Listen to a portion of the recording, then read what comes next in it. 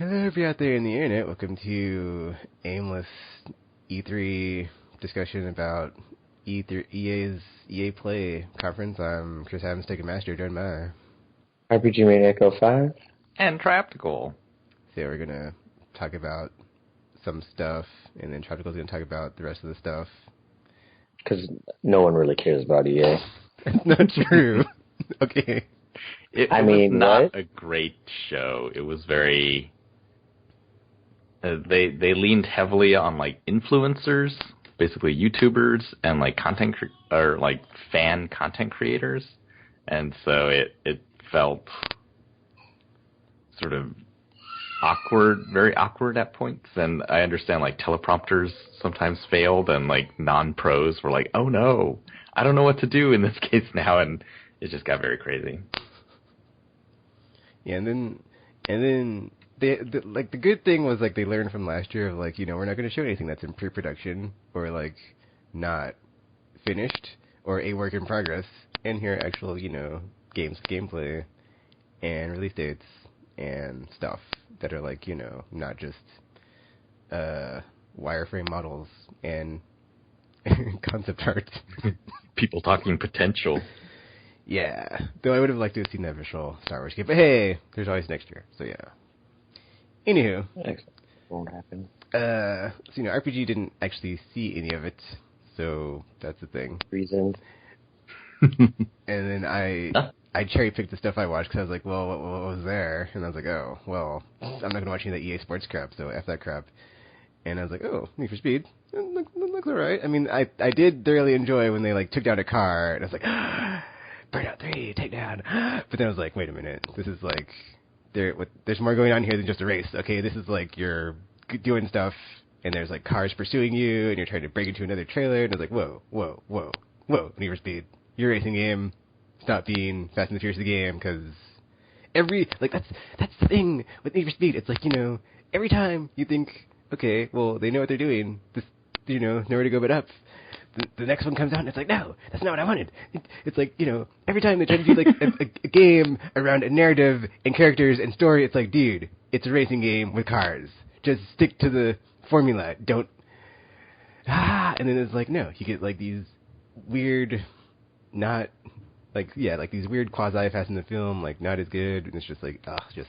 Why? Like, the run, I didn't play the run, because it's like, I have no interest in this. Some dude going coast to coast to bail his brother out of jail or whatever. It's like, dude, just race the cars. Just race the cars. Tegan's just here for the racing cars, and, like, you just, nope. They just couldn't help themselves. They're like, oh, dudes, you got this idea. Or Fast and Furious is hot.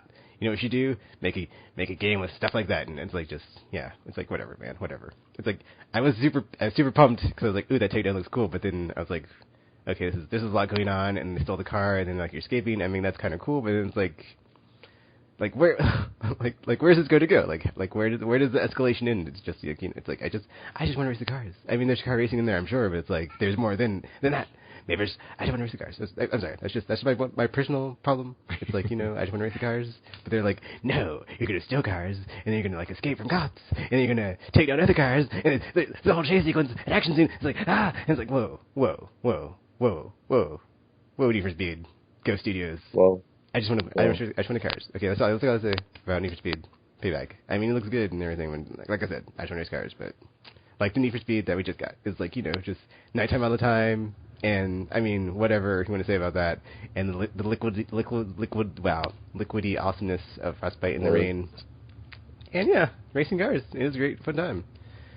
Need for Speed Payback is not just racing cars, so there's probably going to be, weird story stuff. Story? So, yeah, whatever. Stories are important, Tekken. Well, it's interesting, because, like, they actually said, 3 different characters. As one of their points about Need for Speed Payback is that this isn't just about reaching the finish line.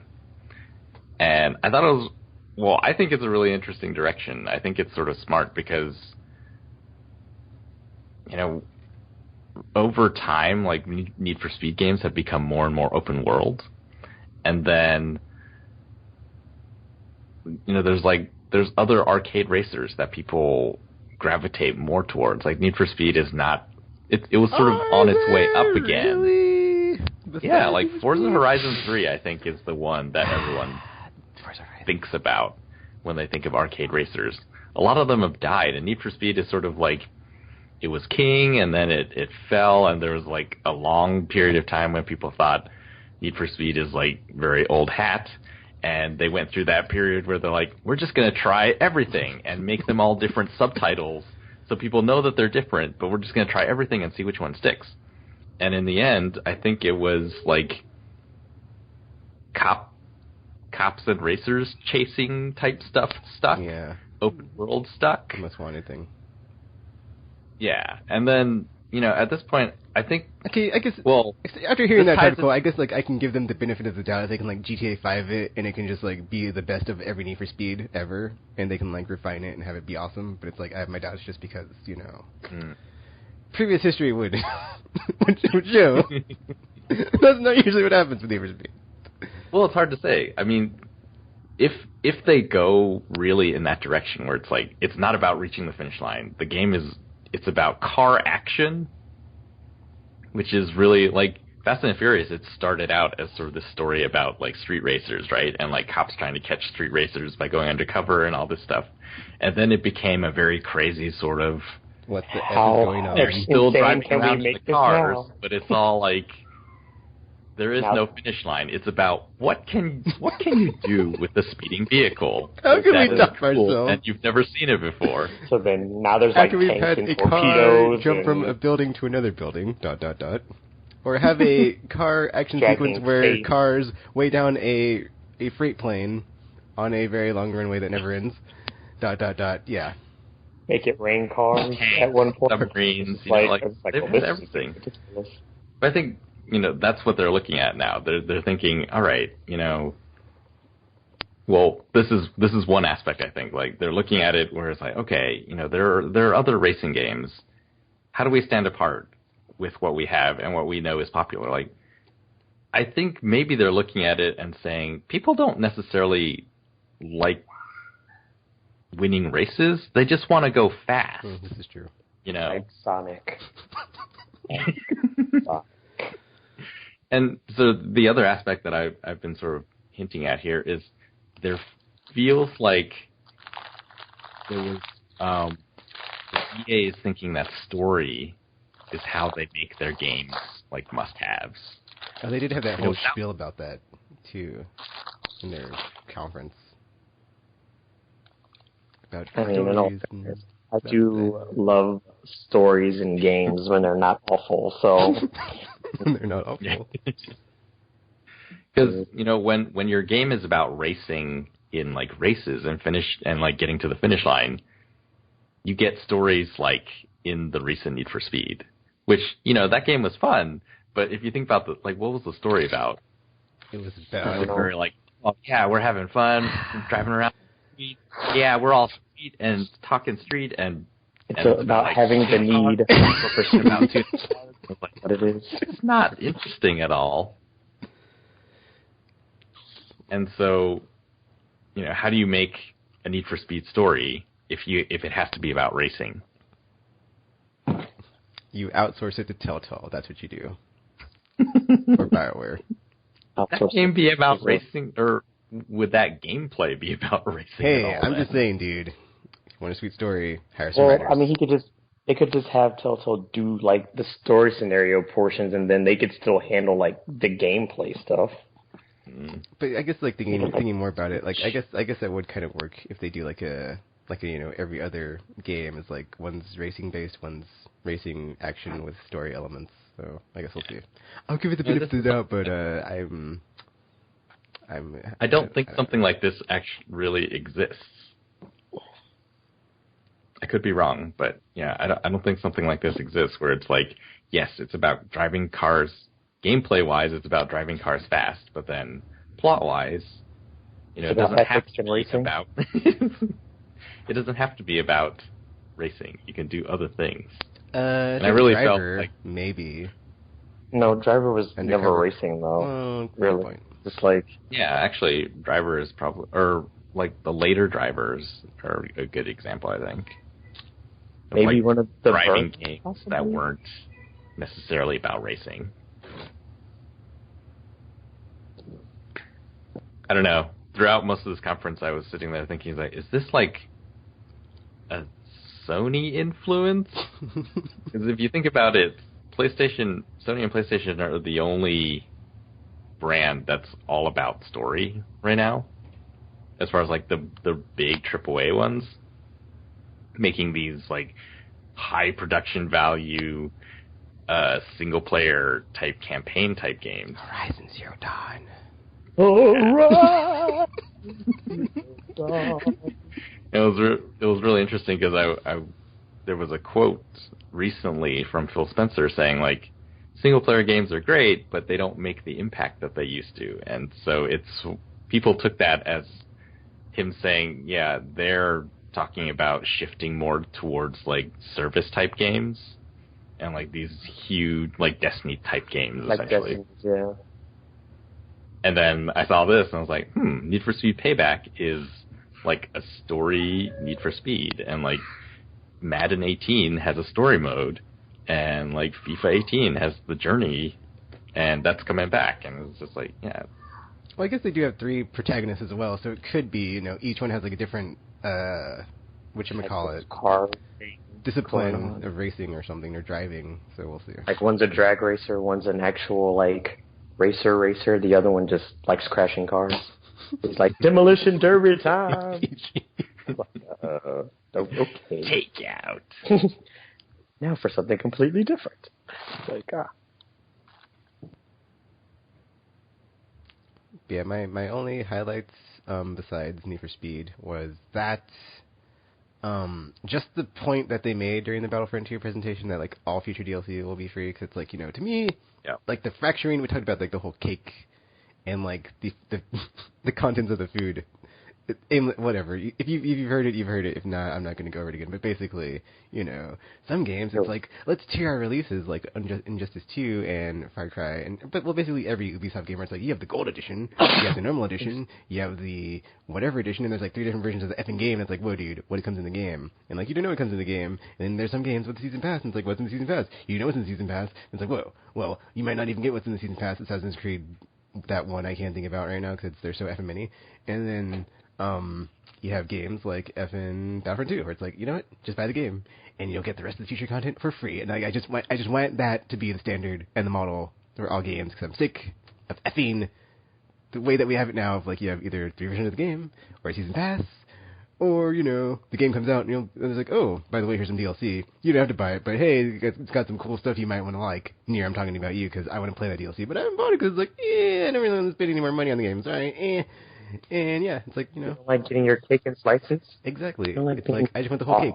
I just want the whole cake, and have, have them come out like at the end of the meal, and I peel the bill, and they're like, hey, guess what? Here's your free dessert cake, Tekken. Take it home and enjoy it, because it's on you, buddy. Because without you, we can be here, because you support us.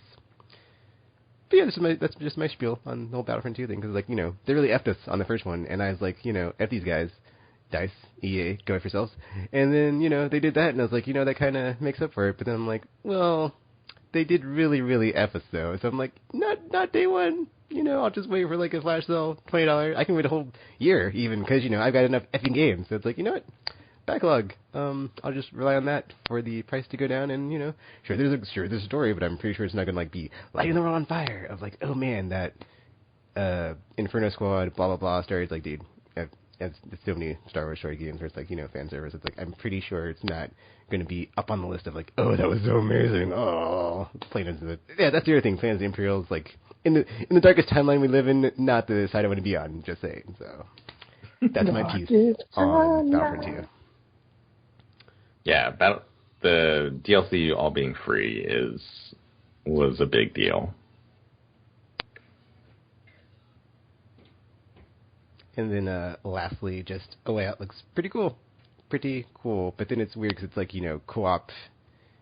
Is it going to be only? Yeah, co-op only. Is it like, is it going to be like matchmaking or something if you're like just a one person? Because you have to play with I guess I have friends that I'll be playing with online. So, me and Trioptical or me game or something. So, yay to that. And then I can play from the other person's perspective of like the other person that's already in jail or the one that's like coming into jail. So it's like how's it going to change the experience when I change? And then supposedly, it keeps changing it up the whole time. So we'll see. But wait, so what is this game? Because I was one of those people that was like that Brothers was like super overrated. So it's like, not exactly sold on that, but like just seeing the mechanics and the way it works throughout, and the whole like screen by screen.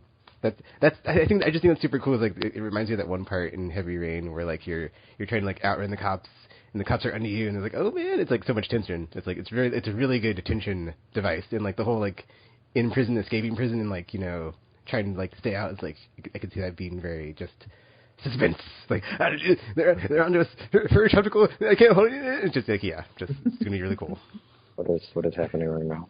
It's basically the people who made Brothers: A Tale of Two Sons. They started a new studio, Hazelight, which was teased a few years ago at the Game Awards. And the new game, it's basically Prison Break, the game, from what we've seen, except the unique feature is that it's always co-op. So it's co-op required, and it's always split screen, whether you play it online or offline. Yeah, so you can always see what your counterpart is doing or what they're going through. Yeah. Like, is this guy over here buying a milkshake while I'm stuck in here? What's happening? What are you doing? Well, it's very cinematic.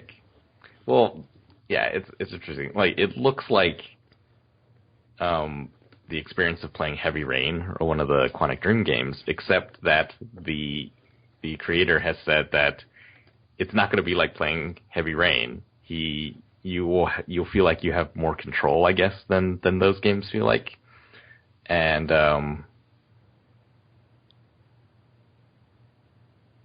sort of tied to why it feels like or why it looks like sort of playing Heavy Rain is because every scene has its own like unique mechanics and stuff.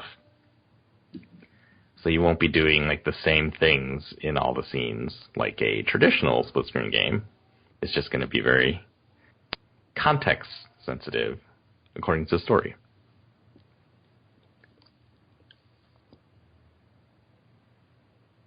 What is it called? Way Out? It's called A Way Out. So I can find this trailer. I keep forgetting everybody hasn't seen anything. Because I don't know what. Yeah. Yeah, I think that was the big highlight. Basically what the two things, Battlefront DLC and being free and A Way Out, I think were the sort of two of the three major things that I noted in the EA Play. It's kind of weird though when they showed you playing as a battle droid. I was like, does anybody want to play as a battle droid? Like maybe if I was 20 years younger, Tekken would want to be a battle droid for sure. But I'm like, I'm not a child teen, so yeah, we're not of that generation. We're like the Stormtrooper Rebel generation. I mean, I'm cool with like the clones. It's just like I never thought like as a faction that the droids were like cool at all. They're just like lame and bumbling and terrible at their jobs. The droids that have like Roger, the whole shields and they roll around and they shoot stuff with their I think those are cool. Yeah, it wasn't a Droidica RPG. It was a battle droid. I don't know what the battle droids are. I'm new to this whole story. The regular ones. Like in the Attack of the Clones, when C-3PO gets his head mounted on one, those droids. Mm-hmm. Those are them. Oh, not the cool ones? Yeah, not the cool ones. Oh. Because I was about to say, I would play as a battle droid. They're cool. I thought you were talking about the roly ones. Those are cool.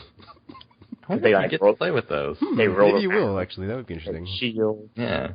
Because they showed the regular battle droids and the super battle droids. Something about there's classes now, so maybe. Yeah. Ooh, super battle droids would be cool. Them just like, LOLs, I have a shield. Yeah, LOL around. Yeah, LOL, I'm marching to now. Battlefront multiplayer, they changed it, whereas before, for example, like to play one of the hero characters, you were just sort of running around the field, and then suddenly you see an icon, and everyone would rush towards it, but whoever got it would get to choose to be like one of the heroes, and they would come out and just wreck everyone for a while. They're changing it sort of like a kill streak system, except it's the kill streaks when you don't lose your kill streak after you die. So you get points for doing stuff in the game, and then you can spend those points to spawn into the game as like a higher tier character or a hero or something like that. Oh, that is So it feels more, or not, I don't know if it feels more strategic, but it feels less random. It was very random feeling in the game before. It's just like, you're a stormtrooper, choose whatever weapon you want, choose whatever cards you want, hope you're high level so you can choose the jetpacks that everyone is flying around in, or the rocket launchers that everyone is going to shoot at you, and then just, like, you go in. And oftentimes, I don't know if I'm having any effect on this game at all. I'm just running around shooting guys with my lasers. And hopefully I run into a power-up that turns me into an airplane, or a lightsaber guy. That's not how changing works. It's like, vroom, I'm a car now. It's like, I don't think that's how people work, but okay. Transform!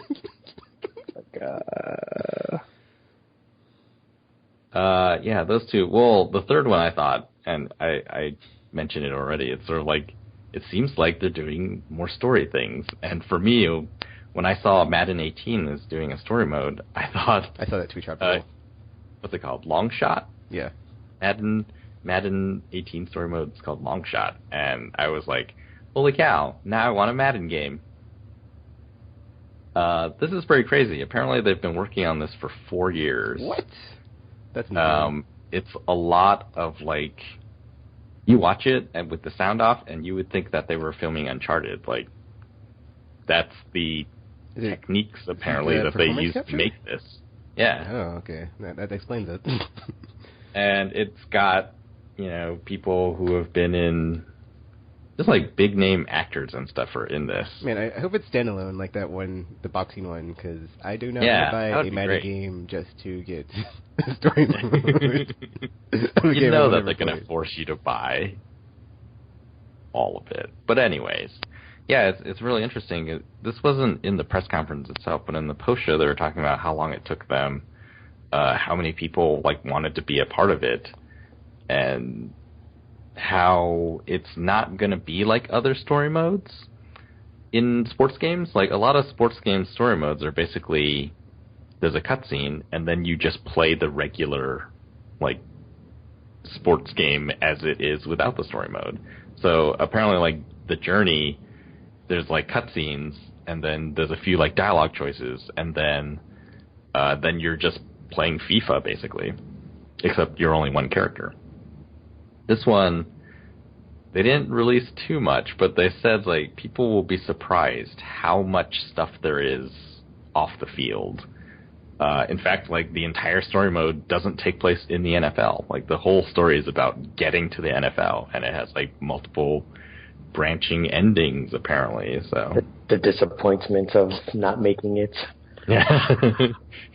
You may not make it to the NFL. It's this is what I always wanted. Very few people do. ... Yeah.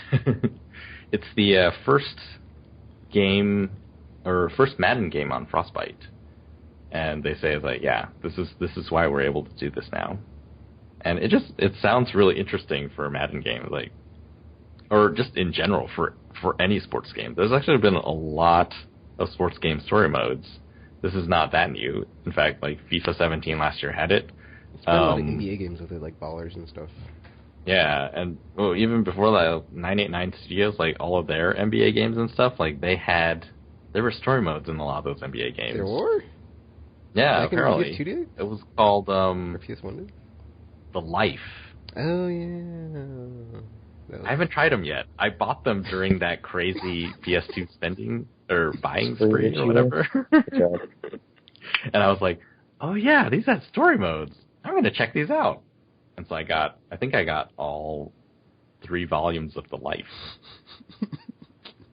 And last year when they announced the Journey, I was like, I want to play FIFA 17. I have not done that yet. Luckily, it's very cheap right now. So I might try that this week.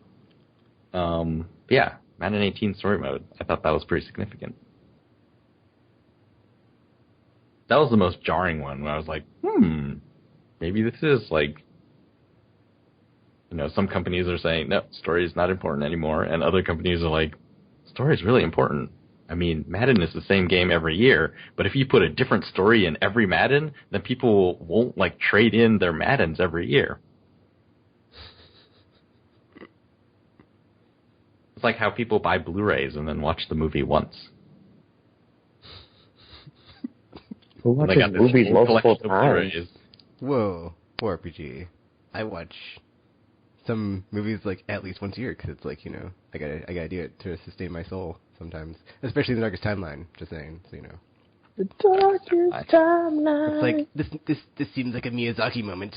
Princess Mononoke, where are you? I need your restoring aura.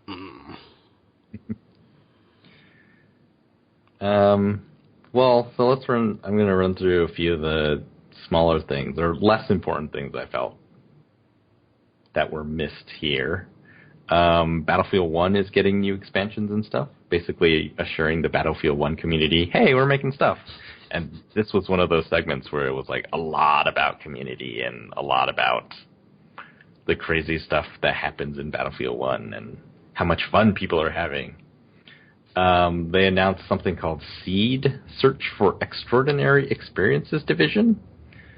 I guess EA, and this was like in conjunction with EA Originals, I think. They're basically saying, yeah, we're going out to look for weird and different games to bring to you. And I think A Way Out was part of this section, and I think Unravel was an EA Original back in the day.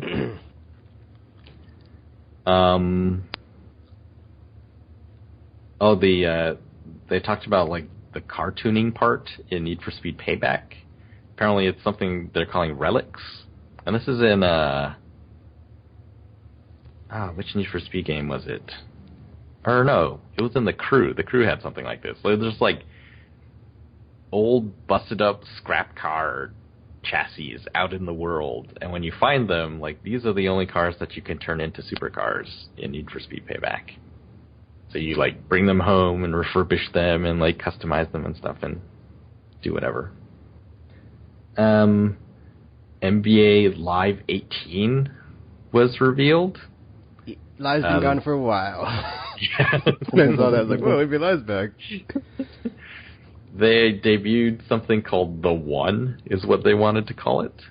Basically, I think what it was is that there's going to be street basketball and NBA like league basketball in the same game, and you sort of, no matter what you play, like it's all like one career, and it all like adds to that one character's like loot and stuff like that. Then they did like a really weird demo of it. They're like, yeah, we're going to go outside and like show you how great it's looking. And they showed maybe a minute of footage, but it was like slowed down. So the actual footage was maybe 20 seconds, 15 seconds. And they talked about, oh yeah, we're just like flicking the right stick and we're just doing crossovers and stuff. And then yeah, it's like, this is, I don't know. I guess we'll see. There will be a free demo of that game in August.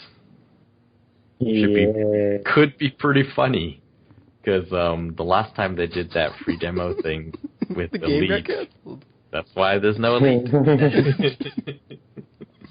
Awkward. They also announced that this week for E3, or not actually for E3, they're celebrating this charity event they did last weekend, where they were able to raise and donate $1 million to a worthy cause that unfortunately I can't remember. But yeah, so this week they are opening up Origin Access and EA Access to everyone for free. And on PS4, there's a collection of games that the free trials will be available to everyone for the weekend. And they have, like, they're all time trials, so it's like FIFA The Journey, I think you can only play 2 hours or something like that. I couldn't find them on the store. So I don't know, but they should be out there. And then finally they talked about BioWare's new IP, something called Anthem.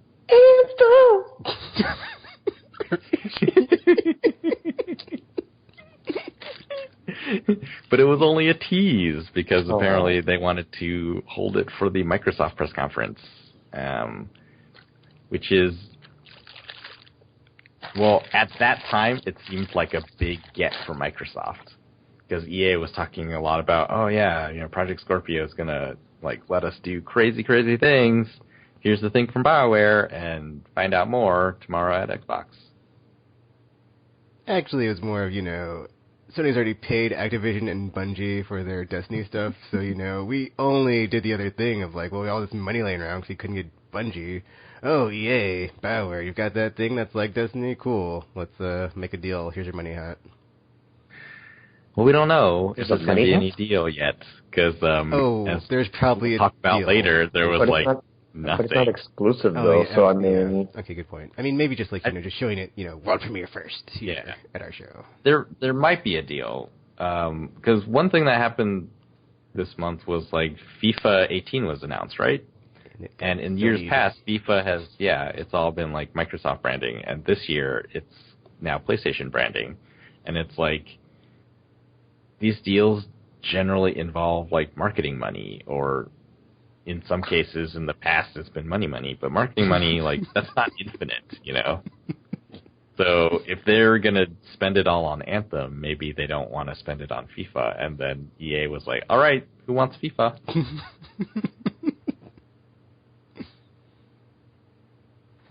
So we don't know yet. You would think they wouldn't even need to spend marketing money on FIFA because it just always sells. It's people know it's out there. Why do you even need to tell them? I'm pretty sure they know. Yeah. Or they will find out. Big publisher ones, I don't know that they make a lot of sense unless you're really getting something as the platform holder. We live in the ubiquitous internet era, so just banner at it somewhere. Boom, there you go. Maybe people don't realize that. Yeah, I think that was EA. Yay. Was it exciting when you watched the stuff that you wanted to watch? When I watched the stuff I wanted to watch, yes. But as a whole, I was that was kind of below the bar of what I had in mind. That being said, last year's was a train wreck, so it's they went nowhere but up. Complete improvement. They couldn't. EA had an amazing year one year. They'd showed 10 games, and everything, it was just it was a really cool show, even though some of those were sports games, but it was just it was a really amazing show. And then they followed that with we don't have any games, but we have to show you something, so here's the developers talking about games down the line. And then maybe that's what it was. Yeah, it was just a bad mid-development cycle. Of, stuff isn't done, stuff's in progress. We literally do not have anything to show. So here you go. What could be, what could not be? Because who knows if we're ever going to get that Criterion open world action sports action racing extreme weirdness game. I don't think it's ever going to come out. But hey, that one time at E3 we saw it. So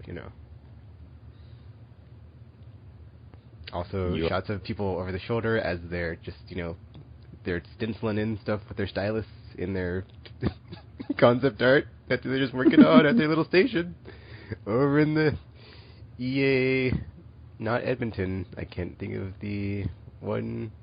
Wait, no, maybe it is Edmonton or Montreal. Not Montreal. No, it is Montreal. Cause that was that was the Andromeda teams. Yeah, at their event in Montreal, just stenciling away with that character art. Here's our screen. Be excited, please.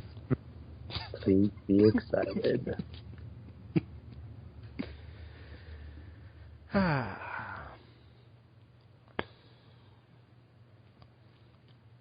So yeah, that's that. That is that. And then today we have Ubisoft.